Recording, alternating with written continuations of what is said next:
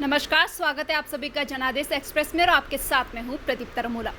आज हम आपको जिनसे रूबरू करवाने वाले हैं वो एक सोशल वर्कर हैं और लगातार पशुओं के लिए कार्य कर रही हैं, जिनका नाम है नलिनी तनेजा।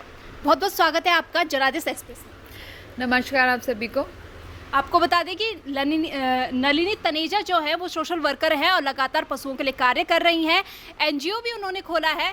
सबसे पहला सवाल तो मेरा ये है कि किस तरह से आपको एक ख्याल आया कि पशुओं की सेवा करनी चाहिए? देखिए मैं ये मानती हूँ कि सभी के दिल में कहीं ना कहीं पशुओं के लिए जो है वो मानवता तो होती है, लेकिन एक स्टेप उठाने की ज़रूरत होती है कि आप अपने घर से बाहर निकलें और इन बेज़ुबानों का दर्द समझें। तो अगर आपको मेरे को भी ये अपॉर्चुनिटी मिली थी, मेरे बच्चा जब मर्फी घर आया था तो मैंने उसका दर्द समझा था। और ये जो अपॉर्चुनिटी है ये सबको मिलती है, बस कोई एफर्ट्स करता है, कोई नहीं करता। मैंने थोड़ी सी हिम्मत की और आज मेरी एनजीओ जो है बहुत अच्छा कार्य कर रही है। किस तरह से आपकी एनजीओ कार्य करती है पशुओं के लिए? किस तरह से उनके देखरेख के लिए किस तरह से कार्य होता है? अगर हम बात करें एनिमल वेलफेयर की, तो एनिमल वेलफेयर में इतनी सारी चीज़ें हैं जो अनफॉर्चुनेटली जो डॉग्स हैं या जो स्ट्रे एनिमल्स हैं उनको भगवान ने, ऊपर वालों ने तकलीफ़ें भी बहुत दी हैं। उनकी बीमारियां अनगिनत हैं। बारिशों में उनको प्रॉब्लम हो जाती है। क्रूएलिटी केसेस हमारे पास आते हैं।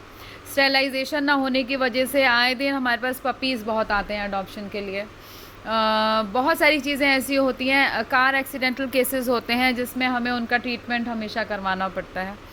सो एनिमल्स को लेके हमेशा हम लोग को तैयार रहना पड़ता है कि अब आगे कौन सी हमारे पास जो है वो एक नया चैलेंज जो है वो आने वाला है। तो बिल्कुल। कभी ये भी होता है कि इमरजेंसी केस आपके पास आ जाते होंगे, काफ़ी दिक्कतों का सामना करना पड़ता होगा इस दौरान?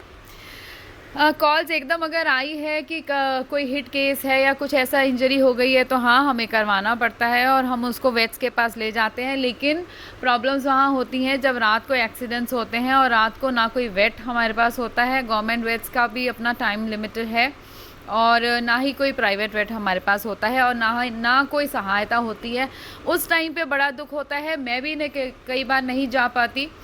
सो उस टाइम पे जो है कई जानवरों की मौतें भी हो जाती हैं, तो उस चीज़ का बहुत दुख होता है। जी बिल्कुल। आपको बता दें, नलिनी तनेजा जो हैं लगातार पशुओं के लिए कार्य करती हैं। उनकी सुरक्षा, उनका खान पान सबका ध्यान रखती हैं। इस बीच कई दिक्कतों का भी उन्हें सामना करना पड़ता है। मैम, एक केस जो अधिकतर केस देखने को मिलते हैं कि काफ़ी लोग जो हैं उन्हें पशुओं को परेशान करने में मज़ा आता है। राह चलते पशुओं पर पत्थर फेंक देना या फिर गाय है तो गाय को परेशान करना, इस तरह के केस सामने आते हैं। तो इसको लेकर क्या कहना चाहेंगे आप? देखिए सबसे डरावनी चीज़ तो ये है कि जो इंसान का दुश्मन तो था ही, लेकिन इंसान अब जानवरों का भी दुश्मन हो गया। तो ये एक असर जो है इंसान ने वो भी पूरी कर दी है। जितने भी इंसान हैं वो अब राक्षसों का रूप लेते जा रहे हैं। मुझे ये लगता था कि कोरोना के टाइम पे लोगों को काफ़ी समझ आ गया होगा कि रियलिटी लाइफ की क्या है, लेकिन नहीं, इंसान ने ठानी हुई है कि सुधरेगा नहीं। तो आए दिन ऐसे केसेस आते हैं जिसमें पत्थर मार के या लाठी मार के भगा दिया जाता है, ठंडा पानी डाला जाता है, जहर दे दिया जाता है या जानबूझ के गाड़ी से कुचला जाता है। और वो सबसे एक, मैं कहती हूँ कि चलो हमारी तो ड्यूटी है कि ऐसे क्रूएलिटी केसेस को हम लोग डील करते हैं, लेकिन ये बहुत ही भयानक रूप जो एक मनुष्य जो लेता जा रहा है वो अपने आप में बहुत चिंता का विषय है। कोरोना काल में भी आपने काम किया होगा। कोरोना काल में जहां इंसानों को कई दिक्कतों का सामना करना पड़ रहा है, वहीं पशुओं को भी कई दिक्कतों का सामना करना पड़ रहा है। चारा उन्हें नहीं मिल पा रहा था, लॉकडाउन लग गया था। इस बीच इंसानों तक राशन पहुंचाना काफ़ी मुश्किल हो गया था। तो इस बीच आपने किस तरह से कार्य किया है पशुओं के लिए? देखिए अगर आप बात करें 2 साल से कोरोना चल रहा है, तो कोरोना में सबसे पहली हमारी जिम्मेदारी हो जाती है फीडिंग। जब सारे ढाबे बंद हो गए, होटल बंद हो गए और लोग सड़कों पे नहीं थे, कूड़ा कचरा भी नहीं था, तो उससे जो जानवर थे वो भूखे मर रहे थे। तो कोशिश ये की गई, मैं ही नहीं बहुत सारे ऐसे लोगों को मैं जानती हूँ जो डेली फीड जिन्होंने किया है, कोशिश ये की गई कि उनको सबसे पहले फीडिंग कराई जाए डेली बेसिस पे, और वो हमने अपनी पूरी ईमानदारी के साथ निभाया है। जी बिल्कुल, बहुत अच्छी पहल आप कर रही हैं पशुओं के लिए। जनता को क्या संदेश देना चाहेंगे आप? जनता को संदेश दे दे के मैं थक गई हूँ, लेकिन एक बार दोबारा से जनता को यही संदेश देना चाहूँगी कि आप एक तो सबसे पहली बात जो हमने एक फ़ाइट फॉर अनस्पोकन फोरम बनाया है, उसके थ्रू भी हम लोग लड़ाइयाँ लड़ेंगे, प्यार से समझाएंगे। अगर नहीं मानेंगे तो हम उसके लिए फ़ाइट करने के लिए तैयार हैं कि कोई क्रुएलिटी केस देहरादून में नहीं होना चाहिए। अगर आपने अपने पेट को लिया है, कोई कुत्ता अपने घर में रखा है, आप उसको बांध कर नहीं रख सकते, आप उसको छड़ी से मार नहीं सकते, आप उसको छत में नहीं छोड़ सकते सारा दिन सड़ने के लिए।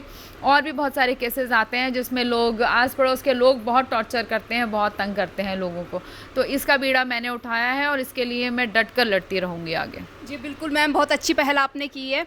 बहुत बहुत शुक्रिया आपका जनादेश एक्सप्रेस के साथ जुड़ने के लिए और बहुत सारी शुभकामनाएं हैं आपको। बहुत बहुत धन्यवाद। आपको बता दें कि नलिनी तनेजा हमारे साथ जुड़ी हुई थी, जो कि एक सोशल वर्कर हैं और पशुओं का खास ख्याल वो रखती है। उनके खान पान, उनकी सुरक्षा को लेकर लगातार वे कार्य कर रही है। कैमरा पर्सन आशु के साथ प्रदीप तरमोला, देहरादून।